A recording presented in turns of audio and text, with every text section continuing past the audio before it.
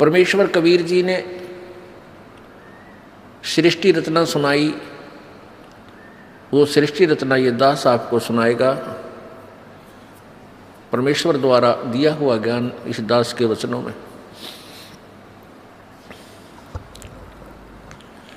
सर्वप्रथम केवल एक ही लोक था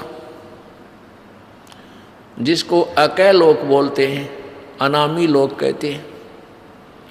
उसमें परमेश्वर कबीर जी अकेले थे। उसके बाद उस परमेश्वर ने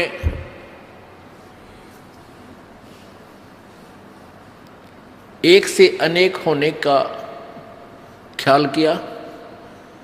उसके लिए उस परमेश्वर ने अकय लोक से नीचे के 3 लोकों की और रचना की। वो लोक हैं अकय लोक से नीचे का अगम लोक, उससे नीचे का अलख लोक, उससे नीचे का लास्ट वाला चौथा लोक जो है, यानी अनामी अलग अकय लोक से अलग वो तीसरा लोक, और कुल मिलाकर चौथा लोक जो है वो सत्यलोक है। उसी पूर्ण परमात्मा ने, पूर्ण प्रभु ने, कबीर देव ने, कबीर साहब ने अपने ही अन्य 3 रूपांतर और किए। अगम लोक में वो अगम पुरुष कहलाता है, अलख लोक में अलख पुरुष, और सत्य लोक में वो सत्य पुरुष। एक ही परमात्मा अपने 3 रूप बनाकर वहां विराजमान है। परमेश्वर ने सर्वप्रथम सतलोक की रचना की, सतलोक के अंदर सृष्टि रचना की। अपनी सबद शक्ति से 16 पुत्रों की, अपनी प्रथम वचन से 16 द्वीप,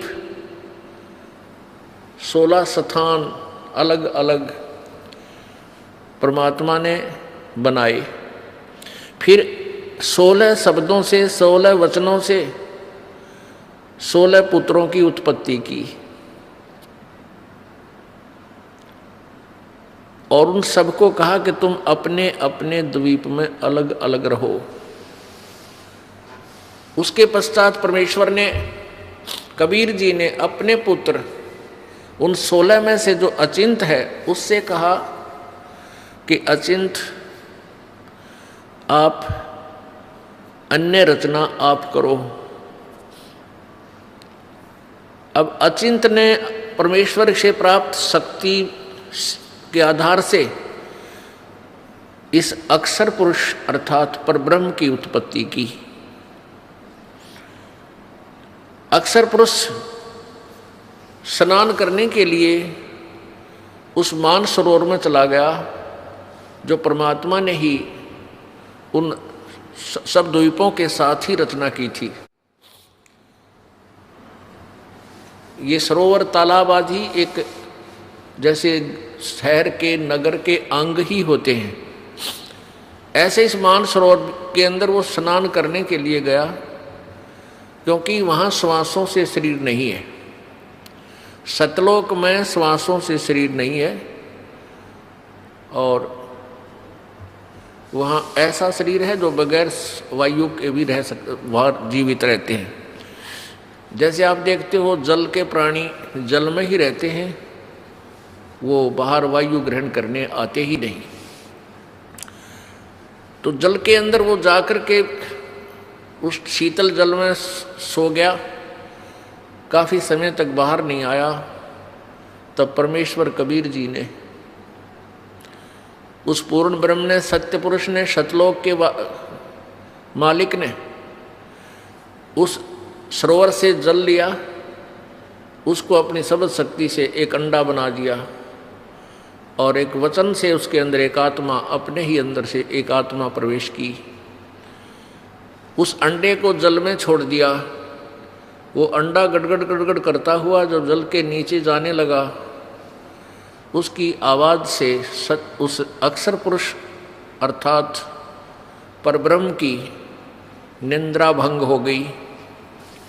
जो ही उसने उठकर देखा, जिसकी अधूरी नींद कोई जाग जाता है तो उसको थोड़ा सा क्रोध होता है, और किसी आवाज़ से उठ जाता है तो उसकी तरफ उसको उसका आकर्षण होता है और उसके प्रति उसको कुछ अक्षुब्ध होता है, दुख होता है। तो उस क्रोध के दृष्टि से, उस क्रोध दृष्टि से देखा, उसके क्रोध के तेज से वो अंडा दो भाग हो गया और उसमें से वो ज्योत स्वरूपी निरंजन, ये ब्रह्म, जिसका वास्तविक नाम कैल है, कैल काल, ये आगे चल के प्रसिद्ध हुआ। तो वो ज्योति निरंजन ब्रह्म निकला। आकाशवाणी की परमेश्वर ने कि तुम अक्सर पुरुष, तुम निद्रा में थे, तुझे जगाने के लिए सब ये क्रिया करनी पड़ी, तुम दोनों बाहर आओ। दोनों बाहर आए, प्रणाम किया। परमेश्वर ने कहा कि जाओ तुम दोनों अचिंत के द्वीप में रहो। आदेश पाकर के ये दोनों वहां चले गए अचिंत के द्वीप में। उसके बाद परमात्मा ने कहा कि अचिंत, तेरे बस का नहीं है सृष्टि रचना करना, आगे से सब रचनाएं मैं स्वयं करूंगा। परमात्मा ने ये लीला इसलिए की थी कि ये बालक कहीं बाद में अपना जीवन कर्म ना बिगाड़ लें, इनकी फड़क निकाल दूं, इनका भ्रम मिटा दूं कि समर्थ ही कार्य सब कर सकता है, जीव के बस का नहीं। अचिंत चुपचाप बैठा रहा, अक्सर पुरुष वहां जा करके सो गया, उसके बस की बात नहीं, इसको कैसे जगाऊं। तो जीव जीव ही रहेगा और पीव पीव ही है, परमात्मा परमात्मा ही होता है। इसलिए परमेश्वर ने कहा कि अब तुम बीच में टांग मत अड़ाना, तुम्हारे बस का नहीं है कुछ भी, मैं स्वयं ही सब करूंगा। इससे परमात्मा ने उसके बाद हम सभी आत्माओं को, असंख्य आत्माओं को अपनी वचन शक्ति से वहाँ सतलोक में भर दिया। हम सभी वहाँ आनंद से रहने लगे। वहाँ कोई दुख नहीं था, कोई कष्ट नहीं था, किसी चीज का अभाव नहीं था। सब भंडारे भरे रहते हैं, काजू किस्मत सेब संतरे वहाँ के जो फल हैं, मेवा है, वो सदाबहार बाग हैं। अमृत आहार है, अमृत ही वहाँ का जल है। और कोई काम नहीं, ये नाड़ी वाला शरीर नहीं, शुक्रम अकायम असनाविरम। वहाँ हमारा जो शरीर है वो बगैर स्नायु का है, और ये माता पिता के योग से बने हुई शुक्र से बना हुआ हमारा शरीर नहीं है। तो वहाँ कोई रोग नहीं, कोई बीपी हाई ना, कभी लो नहीं, किसी प्रकार का कोई शुगर नहीं, ना वहाँ कैंसर, ना फेफड़े खराब हो, ना गुर्दे खराब हो, कोई भी कष्ट नहीं, किसी चीज़ का अभाव नहीं, कोई काम नहीं, सुंदर आहार, सदाबहार बाग, हर चीज़ वहाँ उपलब्ध रहती है। चार मुक्ति जहाँ चंपी करती माया होरी दासी, दास गरीब अभय पद पर से वहाँ मिले राम अविनाशी।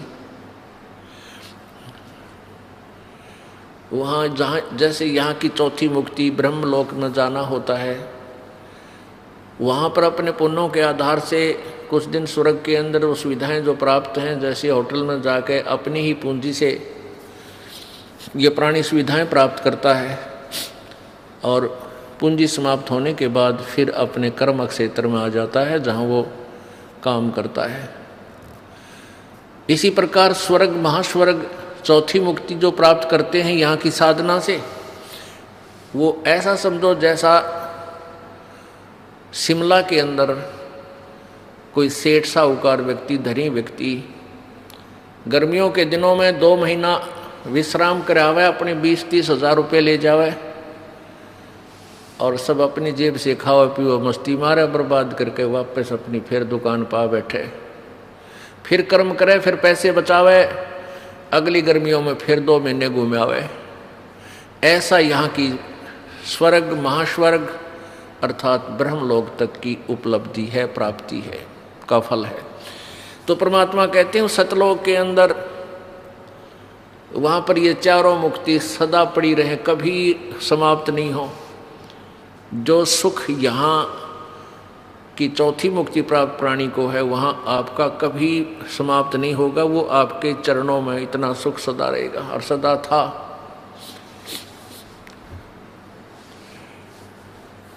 कुछ दिनों के बाद क्या हुआ कि इस ज्योति निरंजन काल के मन में एक खुरापात उत्पन्न हुआ। इसमें कुबद उत्पन्न हुई, कुमति। इसने सोचा कि मेरे सभी भाई जितने भी हैं सब अलग अलग आराम से रह रहे हैं, बड़े बड़े द्वीप हैं उनके, और हम 3 एक द्वीप में रह रहे हैं। तो उसने क्या किया, एक पैर पे खड़ा होकर तपस्या प्रारंभ की। किसने? इस ज्योति निरंजन ने, ब्रह्म ने, जो 21 ब्रह्मांड का स्वामी है। वहाँ सतलोक में ये केवल एक द्वीप में रहते थे 3 जने। तो इसने 70 युग तक जब तप किया, और जब ये तप कर रहा था, हम इस काल के जाल में कैसे फंसे। पुण्यात्मा, ये परमात्मा कबीर उस पूर्ण ब्रह्म द्वारा बताई गई कहानी है। ये कोई बालकों की कथा नहीं, या भूतों की कहानी नहीं है, या फिल्म स्टोरी नहीं है। ये 100% यानी 100% सत्य है। आपको बताया कि आप जी ने वो अज्ञान इतना सुन रखा है, वो बकवाद इतनी सुन रखी है कि सत्य कथा को आप बकवाद समझते हो। ये सोचते तो बनावटी बातें हैं। बनावटी बातें बनाने की उस परमेश्वर को कोई आवश्यकता नहीं थी। हम बहुत बना रहे थे, बहुत अपनी अपनी डफली बजा रहे थे, तभी आकर के उस परमेश्वर ने हमें शिक्षा दी कि तुम गलत ज्ञान से रंगे जा चुके हो। प्रत्येक पॉइंट परमात्मा का एक एक शब्द सत्य है। क्या कहा, कैसे हम फंसे कि जब ये ज्योति निरंजन काल, ये ब्रह्म तपस्या कर रहा था, एक टांग पर खड़ा होकर के अलग से स्थान प्राप्ति के लिए, राज्य प्राप्ति के लिए, तब से राज्य प्राप्त होता है। तो हम इसकी तरफ देख रहे थे, इसकी इस कला पर, इस अदा पर, इस एक्टिंग पर हम सभी आत्माएं आसक्त हो गए। हम इसको हृदय से पसंद कर बैठे। परमात्मा पूर्ण ब्रह्म कबीर जी ने, यानी सत्य पुरुष ने आवाज लगाई, आकाशवाणी की कि बच्चों तुम मस्त रहो, इसकी क्रिया पर ध्यान मत दो। अब परमपिता की आकाशवाणी आवाज सुनकर हम ऊपर से तो सावधान हो गए, परंतु अंदर से उसकी चाह मिटी नहीं। जब इसने 70 वर्ष तक, 70 युग तक तप कर लिया, तब परमेश्वर ने पूछा कि क्या चाहता है ज्योति निरंजन, तो किस लिए ये हठ कर रहा है। इस ब्रह्म ने, ज्योति निरंजन ने कहा कि पिताजी मेरे लिए स्थान कम है, मुझे अलग से स्थान देने की कृपा करें। परमेश्वर कबीर जी ने कहा कि ठीक है, तुझे तेरे 70 युग के तप के प्रतिफल में मैं तुझे 21 ब्रह्मांड देता हूँ। जैसे एक धनी पिता अपने पुत्र को 21 प्लाट दे दे कि ले भाई ये 21 प्लाट तेरे हैं, क्यों रोजाना टेंशन पैदा करता है, तू झगड़ा करता रहता है, ले पकड़ अपने 21 प्लाट तू अपने अलग रख। ऐसे इसको 21 प्लाट दे दिए परमेश्वर ने, 21 ब्रह्मांड दे दिए। अब ज्योति निरंजन काल ने सोचा, ब्रह्म ने सोचा कि इसमें कुछ कंस्ट्रक्शन करूं, रचना भी हो, खाली प्लाट के काम आओगे। इसने फिर तपस्या प्रारंभ की, 70 युग फिर की, और हम और ज्यादा इस पर आसक्त होते चले गए। परमात्मा रह रहकर हमें समझाने की चेष्टा कर रहे हैं कि तुम अपने मस्त रहो, इसकी इस क्रिया पर ध्यान मत दो। लेकिन हम इतने ढीठ हो गए, अपने परम पिता को भी धोखा देने में नहीं चूके। दूसरी बार जब इसने 70 युग तप किया तो परमात्मा ने पूछा भी क्या मांगता है तू, जो तू मांग रहा था वो मैंने दे दिया। ज्योति निरंजन ब्रह्म ने कहा कि प्रभु पिताजी इसमें कुछ रचना की सामग्री देने की कृपा करो। परमेश्वर ने कहा कि ले बेटा, 5 तत्व और 3 गुण प्रभु ने बनाकर अपनी सबद शक्ति से उत्पन्न करके इसको दे दिए। अगले खेल ले, खेल खिलौनों से।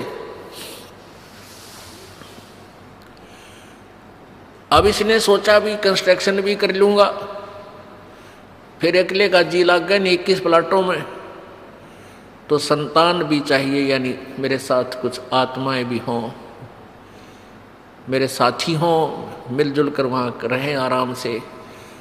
इस दृष्टिकोण से इसने फिर तपस्या की। उस समय इसने 64 युग तक जब तप कर लिया, तब परमेश्वर कबीर जी ने सत्य पुरुष ने पूछा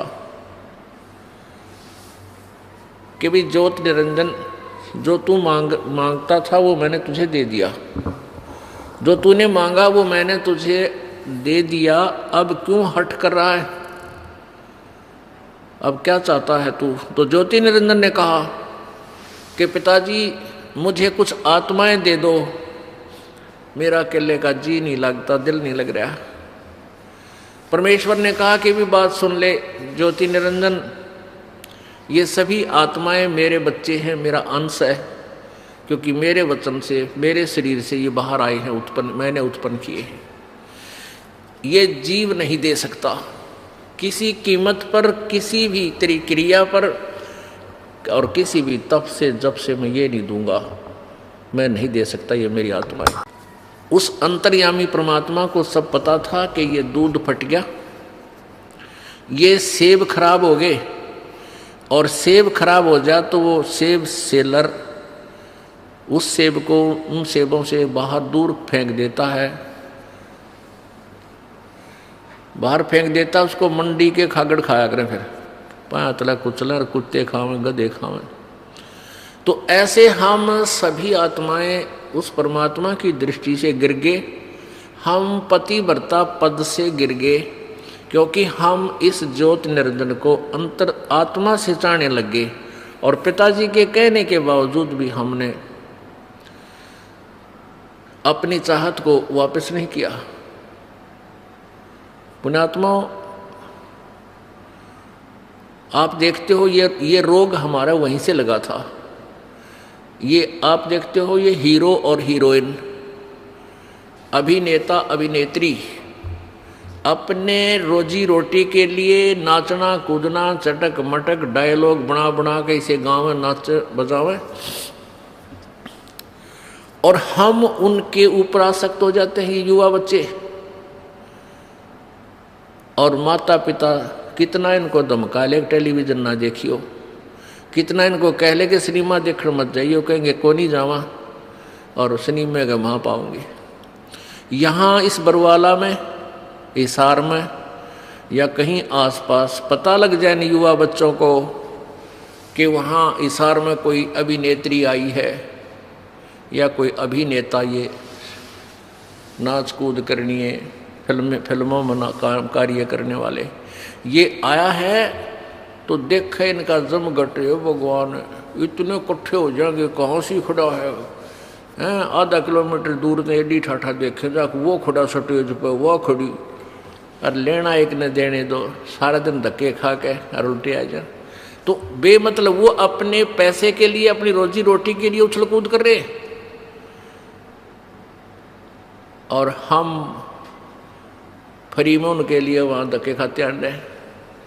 तो ये रोग हमारा वहाँ लगा था। तो हम अपने उस मूल मालिक ने, उस परम पिता पर आसक्त रहे नहीं, जो सारे सुख देता, कोई रोग नहीं, कोई दुख नहीं, कोई किसी की मृत्यु नहीं, किसी का बेटा मरे नहीं, किसी की बेटी मरे नहीं, और उसको छुबोलकर हम इस पे ज्योति निरंजन की इस कला पर एक पैर पे खड़ा होकर तप कर रहा। ओह देख रहे हो, देख, अब यहाँ देख लियो, इस बरवाला में कोई या शहर आसपास की तरह कोई बाबा जी, ये नकली हठ योगी, शास्त्र विरुद्ध साधक, नो पता लग जाना वह बाबा जी खड़ा तप है भाई, और 5 दिन हो गए, 10 दिन हो गए, कोई फिर महीना हो जा, तो सारा बरवाला देखने जा, सारे उस पर चढ़ा चढ़ा का, और भाई पैर सूझ रहे हैं, मोटे मोटे पैर हो गए, और क्या होंगे उस गधे के, खड़ा रहेगा तो पैर सूझेंगे। परमात्मा ने भक्ति करने का तरीका बताया है वेदों में, गीता जी में, बिल्कुल आसान मार्ग है, सहज मार्ग है, वो तो किया नहीं। तो उस पर आसक्त हो जाए, किसी को कह दे भाई बैठ कर भजन कर ले, यो नाम है, ये मंत्र हम जो आपको बताते सबसे आसान, यो ना बने। और न्यू के उठो पेट पलनिया जाऊंगा और कावड़ लाऊंगा, फुदड़ फुदड़ पैदल जाकर, पैदल कितना डले डुआले डोलेगा, पर बैठ कर मंत्र 2 माला कर दें, अंगड़ाई टूटन लग जाए, चल लगे तो घूम का वहाँ। अब घूमा आप घूमना पर हो गया अपने पाछे, फिर कौन बैठने देगा। तो कहने का भाव ये कि हमारा यह बीमारी वहाँ से लगी हुई है, अब इसको हमने दोबारा सेट करना है। अब ये ज्ञान से सेटिंग होएगी। ये जो कथा आपको दास बता रहा है, ये परमात्मा की बताई हुई है, किसी बालक का ज्ञान नहीं है। इसको आपने हृदय में लिख लेना है, और तब इस ज्ञान को, अध्यात्म ज्ञान को आप समझ पाओगे, नहीं तो ऐसे ही भ्रमित रहेंगे। क्योंकि सृष्टि रचना के बिना कोई भी सिर पैर किसी शास्त्र का आप समझ नहीं सकते। ये मास्टर की है, ये मुख्य चाबी है उस सदग्रंथों को समझने की और आध्यात्मिक ज्ञान को जानने की। तो परमेश्वर ने कहा भाई बात, एक शर्त है मेरी, एक शर्त पर मैं तेरे साथ अपनी इन आत्माओं को भेज सकता हूँ, यदि कोई सब इच्छा से तेरे साथ जाना चाहते हो तो चले जाएंगे, फिर मैं उनको आज्ञा दे दूंगा। ज्योति निरंजन ये ब्रह्म हमारे पास आया, सभी आत्मा जो आज गधा कुत्ता सुअर मच्छर माखी गंदी लाड़ी के कीड़े हैं, जल के कीड़े जलचर बने हुए हैं, या ब्रह्मा विष्णु महेश बने हुए हैं, या दुर्गा बनी है, माताएं बनी हैं, जितनी देवियां बनी हैं, देवता बने हैं, ये सभी हम वहाँ सतलोक में रहा करते हैं। ये ज्योति निरंजन हमारे पास आया, ओए होए, हम तो पहले चाह रहे थे इसको जैसे यहाँ कोई आ जाए हीरो, और फिर देखे बालक पता लगते तो उनसे पता लगा, रोटी छोड़ के भाग लेंगे, हीरो आ गया, हीरो आ रहा, हीरो आ रहा है, वहाँ जा खड़े होंगे। तो ऐसे हम सभी उसके चारों तरफ घूम गए, झूम गए। उसने कहा कि भाई ऐसा है, मैंने पिताजी से 21 ब्रह्मांड लिए हैं और उसमें रचना करने की सामग्री भी ली है, आप मेरे साथ चलोगे? वहाँ से बनाऊंगा, स्वर्ग बनाऊंगा, महास्वर्ग बनावाएंगे, हैं, वहाँ से ऐसे लगाएंगे, मेवा लगाएंगे, ऐसे करेंगे। तो हमने कहा कि हम तैयार हैं, यदि पिताजी आज्ञा दे दें तो हम आपके साथ चल पड़ेंगे। ज्योति निरंजन ने परमपिता से जाकर कहा कि पिताजी कुछ आत्माएं सब इच्छा से मेरे साथ जाने के लिए एग्री हैं, सहमत हैं।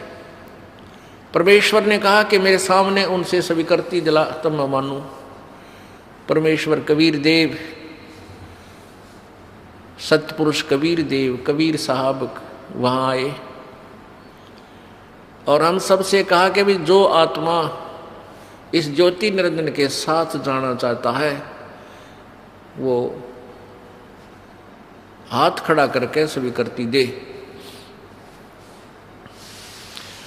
अब पिताजी के सामने जो रोज ये कहा करता कि इसकी तरफ मत देखो, हम सभी शर्मिंदा हो गए और नीची गर्दन कर ली, कोई नहीं बोला, सन्नाटा छा गया।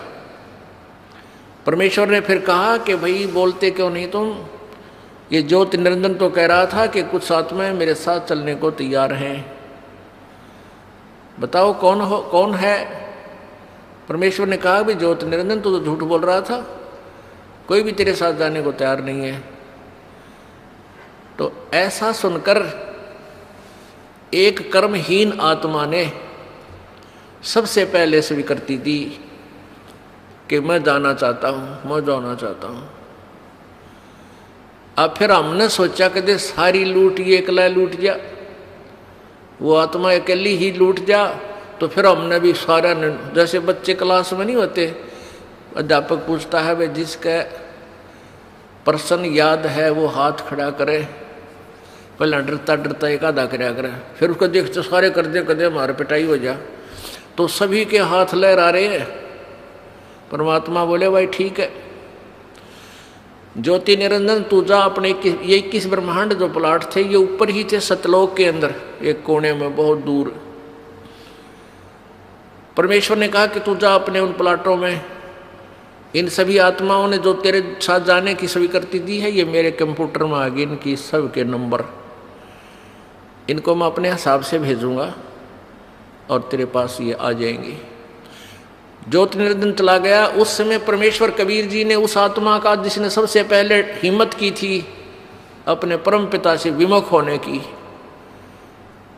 उसका एक लड़की रूप बना दिया, एक लड़की का रूप बना दिया, लेकिन उसको स्त्री इंद्री नहीं लगाई परमात्मा ने, बाकी स्वरूप लड़की का बनाया। इसमें भी कोई राज था दाता का। ये देखना चाहते थे कि ये नीच आत्मा ये निरंजन कितना और गिरावट में आता है, और हम सभी आत्माओं को सूक्ष्म रूप बनाया, बीज रूप, और दुर्गा के शरीर में अपने वचन शक्ति से प्रवेश कर दिया। जैसे आप देखते हो कि डॉक्टर बताते हैं कि 1 मिलीग्राम ब्लड में अरबों खरबों जीवाणु होते हैं, और उस ब्लड को निकाल कर वो दूसरे में डाल देते हैं। अरबों खरबों जीवाणु एक से दूसरे में चले जाते हैं। ऐसे परमेश्वर ने अपने वचन शक्ति से यानी उस सिरंज से इंजेक्शन से वचन इंजेक्शन से सभी को सूक्ष्म रूप दे करके और उस दुर्गा के शरीर में प्रवेश कर दिया। उस लड़की का नाम प्रकृति देवी रखा। प्रकृति आगे चल के यही दुर्गा अष्टांगी आदि नामों से प्रसिद्ध हुई। त्रिदेव जननी यही प्रसिद्ध हुई। सभी आत्माओं को उसमें प्रवेश कर दिया। उस लड़की से कहा कि बेटी तेरे अंदर मैंने सभी आत्माओं को प्रवेश कर दिया है, और तेरे को मैं एक वचन शक्ति देता हूं कि जितने जीव तू कहेगी उतने ही तेरे वचन से तेरे अंदर से अपने आप मेरी ताकत से, मेरी पावर से, मेरी शक्ति से बाहर आ जाएंगे और वो युवा शरीर में प्रकट हो जाएंगे। नर और मादा जितने भी तू चाहेगी बना देगी। और अपने पुत्र सहजदास से कहा कि जा सहजदास अपनी बहन को, वो सहजदास कौन है? जो सबसे पहले 16 पुत्र उत्पन्न किए थे उनमें से एक है सहजदास, कि जा इस लड़की को, अपनी बहन को ज्योति निरंजन के पास छोड़या। अब सहजदास अपने परम पिता की आज्ञा पाकर अपनी बहन दुर्गा को लेकर के ज्योति निरंजन के पास गया। प्रभु आदेश से उसे कह दिया, और आदेश दिया था प्रभु ने जोगजीत को कि सहजदास को कि बता देना उसको कि इस लड़की के अंदर मैंने सब आत्माएं प्रवेश कर दी हैं, और इस लड़की को शब्द शक्ति दे दी है, जितने जीव तू कहेगा ये उत्पन्न कर देगी। सहजदास ने जाकर के ज्योति निरंजन से कहा कि परमेश्वर ने, पिताजी ने सभी जीवात्मा जो तेरे साथ आना चाहती थी सबको सूक्ष्म रूप दे करके बीज रूप में और इस लड़की में प्रवेश कर दिया है, और इसको शब्द शक्ति दे दी है कि जितने जीव ये तू चाहेगा ये उसी से मैं उत्पन्न कर देगी, नर और मादा। ऐसा कहकर के जो सहजदास वापस आ गया, वहां दुर्गा यानी ये प्रकृति और वो काल ज्योति निरंजन दोनों रह गए। अब युवती होने के कारण लड़की का रंग रूप निखरा हुआ था, और ज्योति निरंजन के अंदर ये काम वासना का अंकुर फूट गया। उस युवा लड़की को देखकर इसके अंदर दुर्विचार उत्पन्न हुए। लड़की के साथ दुर्व्यवहार करने की चेष्टा की, उसके साथ बदतमीजियां प्रारंभ की। दुर्गा समझ गई कि इसकी नियत में दोष आ चुका है। प्रकृति देवी ने कहा कि ज्योति निरंजन मेरी एक अर्ज सुन ले, तू ये पाप मत कर, तू मेरा बड़ा भाई है, मैं तेरी छोटी बहन हूँ। तू पहले परमात्मा ने अंडे से उत्पन्न किया, उसके बाद हमारी उत्पत्ति की। और बहन भाई का ये नाता, ये दुराचार महाघोर पाप होता है, ऐसा जुल्म मत कर। अब ज्योति निरंजन ने एक नहीं सुनी उस देवी की, हर संभव यातना भी उसने कैंसिल कर दी, रिजेक्ट कर दी। तब दुर्गा ने सोचा कि अब तेरी इज्जत के बचाव का कोई विकल्प नहीं बचा। तब उसने अपना सूक्ष्म रूप बनाया और जो ही उसने बकवादों के लिए मुंह खोल रखा था, अभद्र तरीके थे, उसके मुख के माध्यम से और पेट में पहुंच गई। वहां से प्रार्थना की, हे पिताजी, हे सत्य पुरुष, मेरे साथ ऐसे ऐसे इस ज्योति निरंजन ने बदतमीजियां की, मेरे साथ ये दुष्कर्म करना चाहता था, मैंने इसके पेट में शरण ली, मेरी रक्षा करो। तब परमात्मा, मालिक को मालूम था कि न के टिड्डे देगा यो, आज तक प्रसन्न हो गए इसके साथ जाने के लिए, बैठ लिए इसकी रेल में, आगे देखो क्या जुल्म करेगा इनके साथ, पता था परमेश्वर को। तो परमात्मा पूर्ण ब्रह्म स्वयं ही अपने पुत्र जोगजीत का रूप धारण करके और वहां प्रकट हो गए इस काल के लोकों में, ये ऊपर ही थे सतलोक में। वहां जाकर कहा कि जो ज्योति निरंजन सुन ले आदेश परमपिता का। परमपिता बोल ही रहे थे, आज से तेरा नाम काल होगा, 1,00,000 मानव शरीरधारी प्राणियों का तो नित सूक्ष्म शरीर से का तो नित आहार करेगा, 1,00,000 मानव शरीरधारी प्राणियों से निकले उस गंध को तू नित खाया करेगा और 1,25,000 उत्पन्न करेगा। और आज से तुम्हें यहां से निष्कासित कर किया जाता है, चले जाइयो यहां से तुम दोनों के दोनों। अब दुर्गा ने जुल्म किया, सबसे पहले ये स्वीकृति दी, अपने परमपिता से नाता तोड़ा, इस दुष्ट के साथ जोड़ा, तो हम अपने परमपिता के हृदय से गिर गए, हम पतिव्रता पद से गिर गए, हम व्यभिचारी बन गए। तो परमात्मा ने 21 ब्रह्मांड समेत 21 ब्रह्मांड सहित दुर्गा और काल सहित उन सबको वहां से निष्कासित कर दिया। इसका वहां से विमान चला, 21 ब्रह्मांड ऐसे चल पड़े जैसे विमान चलता है मालिक का आदेश पाते ही। और सतलोक से 16 शंख कोश की दूरी पर, 16 शंख कोश की दूरी पर आकर के ये ब्रह्मांड यहां से फिर नंद परिक्रमा शुरू करती। अब यहां चक्कर काट रहे हैं 16 शंख कोश की दूरी पर, नील पद्म शंख। अब गणित की रीति से इसको ऐसे जान सकते हैं जैसे 1000, 10,000, लाख, 10 लाख, करोड़, 10 करोड़, अरब, 10 अरब, खरब, 10 खरब, फिर नील, 10 नील, पद्म, 10 पद्म, फिर शंख, यानी 16 शंख कोश की दूरी पे। एक कोश में लगभग 3 किलोमीटर होते हैं। 48 शंख किलोमीटर दूर आ गए। पुण्यात्माओं, अब इस काल ने सोचा कि मुझे जो सजा मिलनी थी वह मिल गई, अब मैं मनमानी करूंगा।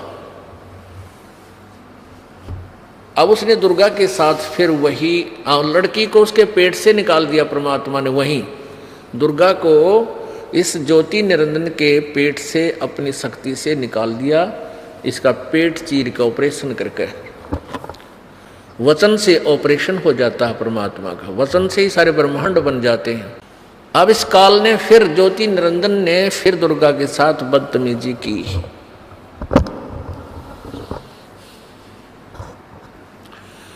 इसने फिर बदतमीजी प्रारंभ की। दुर्गा ने फिर प्रार्थना की कि ज्योति निरंजन, पहले तो तू मेरा बड़ा भाई, मैं छोटी बहन हुई तेरी, और फिर मैं तेरे पेट से बाहर आई हूं, तेरी बेटी होगी। कम से कम किसी एक नाते की तो शर्म कर। इसने एक नहीं मानी और अपने नाखूनों से, अपने पावर से लड़की का प्रजनन इंद्री बनाई और उसके साथ फिर जबरदस्ती शादी की। उससे ये 3 पुत्र उत्पन्न किए, रजगुण ब्रह्मा, सतगुण विष्णु, तमगुण शिव जी। तीनों को एक एक गुण युक्त कर दिया।